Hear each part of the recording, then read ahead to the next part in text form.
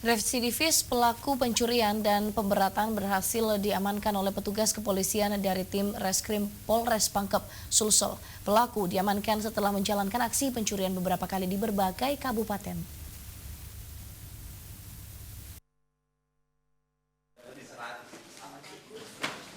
Anto alias Ateng, buruh bangunan berusia 25 tahun tak berdaya di hadapan petugas setelah sebelumnya tertangkap oleh Satuan Reskrim Polres Pangkep usai menjalankan aksinya.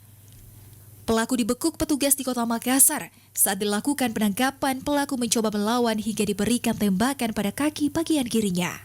Pelaku yang merupakan residivis pencurian dan pemberatan ini telah menjalankan aksinya sebanyak 5 kali di berbagai daerah seperti Kabupaten Pangkep, Maros, dan Goa. Saat beraksi, pelaku diketahui memanjat sebuah rumah atau toko elektronik yang sedang sepi, kemudian masuk melalui atap untuk mengambil barang berharga. Sejumlah barang yang berhasil disita oleh pelaku kemudian diperjualbelikan di mana hasilnya diduga digunakan untuk membeli narkoba. Dari tangan pelaku, petugas juga berhasil mengamankan sejumlah barang elektronik seperti laptop, handphone, dan kamera CCTV yang sebelumnya terpasang. Selain itu, petugas juga berhasil mengamankan 11 orang pelaku pencurian dan kekerasan dengan berbagai motif dan sasaran pencurian, seperti pelaku pencurian kendaraan bermotor, pencurian hewan, dan berbagai kejahatan lainnya di wilayah Kabupaten Pangkep.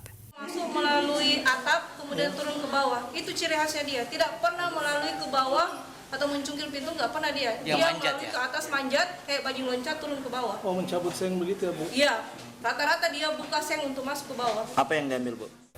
12 orang pelaku kini dalam penanganan petugas Polres Pangkep. Mereka sebelumnya tertangkap oleh petugas dalam operasi Sikat Lipu tahun 2019 yang telah berlangsung selama 7 hari. Dari Kabupaten Pangkep, Azur Wibowo Wardoyo, Slebes TV.